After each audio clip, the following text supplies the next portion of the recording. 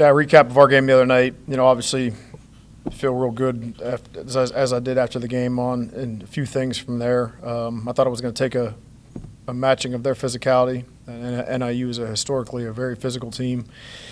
And we've had some knockdown, drag-out games with them that were really tough over the years. So, I thought our guys did a good job with that in all three phases. I thought our limited role players and guys that maybe are going to play 10 to 12 or 14 snaps a game had to play really well. And I thought that was very evident in watching the tape. And no better play to give an example of that than a lot of those guys on that first kickoff return and on that unit that stepped up and made a key block that sprung Trayvon to get out there and get that thing kicked off. So I thought those were two key points, and guys did a really good job that way. We were much better in situational football and all around the board too, which helped and aided us to get a victory. Some guys had played really, really well. Key players and key moments. Rudolph was our special teams MVP. Tucker, I thought, had a very excellent game from start to finish when it came to the efficiency and finding the right guys with the football on time. He was the offensive MVP, and then Kevon Sherman, I thought, was really good from start to finish and a very physical presence in there all day long on defense. So, but like I said, lots of individual efforts I thought were really, really good and a good team win. And now we turn our focus towards Miami and a team that's well coached in all three phases of the game. We've had some tough battles with these guys the last few years, and I don't anticipate this one being any different. So, got to handle this trip, go on the road, and in search of our first road victory here. So, got to have a good week of practice, and looking forward to doing that. Will there be any changes this week to, another road game coming up? Will there be any changes to really hone in on performing well? I don't know. Maybe they'll get us an airplane to fly down to Miami. I don't know.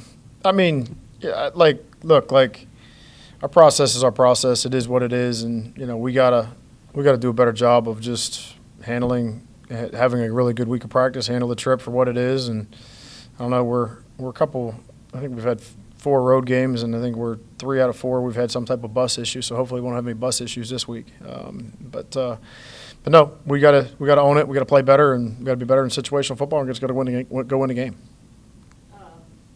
Playing against a familiar face at quarterback for Miami. I mean, is there any advantages there of kind of just like knowing his style and just knowing his strengths and weaknesses?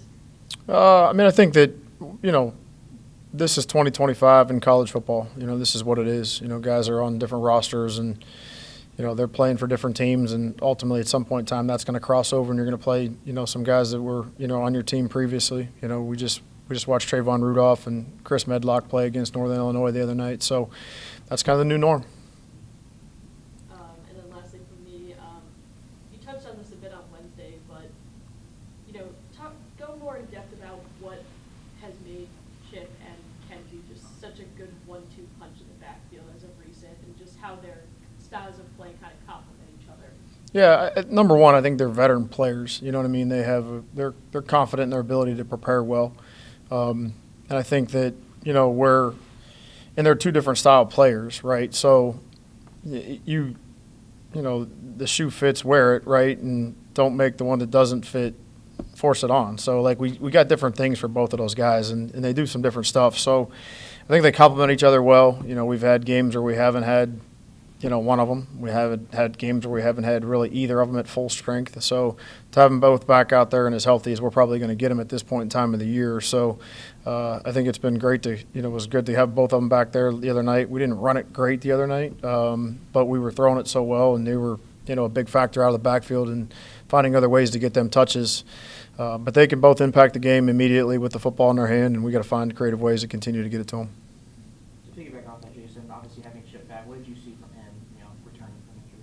Yeah, I mean, he's a pro. I mean, he's gonna sit here and tell you that there's things that he wishes he had back in the game the other night. I mean, but I thought that very physical presence, caught it well at the backfield, like I said, made some good conversion downs, catches, and some good quality runs when he got into the secondary. And but I think we're off a hair on our timing a little bit just because due to missed time and you don't rush somebody back through the course of the week of practice. You don't.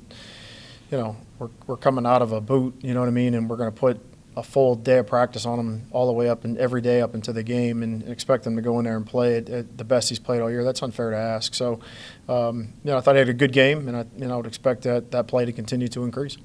The passing attack obviously was very successful on Wednesday.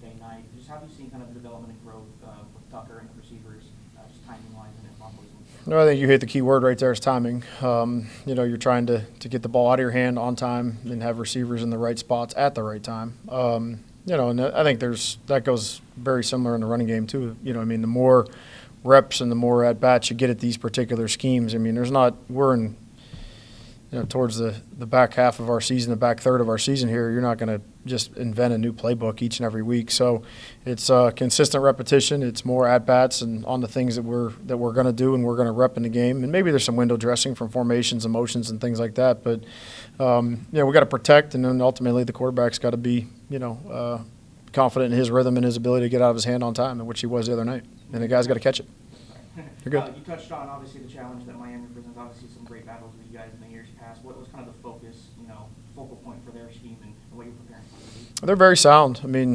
Defensively, they've been as good as anybody here in the last 4 or 5 years. Defensively, it's really hard to score 30 points against them, and not many people have done that. It's hard to get touchdowns. One, they do a good job of controlling the ball on offense, so they take and limit your possessions. And two, when you have your possessions, you better be good in situational football. You better be good in conversion downs. You better be good in the red zone. You better get touchdowns if you can, and rather than field goals. And they feed off of that. I think that sets the table for everything. They play complementary football to the defense offensively, and then they're always good in the kicking game. I go back to the MAC championship game a couple years ago, and man, they kicked our tail on special teams, and that was really the difference in the football game. So, you look at our game last year, that played a major key and a part of it early on in that game as well. So, got to take care of the ball. We're going to match their physicality, and we're going to make some more tough plays than they make. It's not the time for reflection, obviously, but I am curious. Just this 5-game stretch at home has been super impressive. At least from the outside looking, and just kind of your take on just how well your team has been able to play at home, and just that.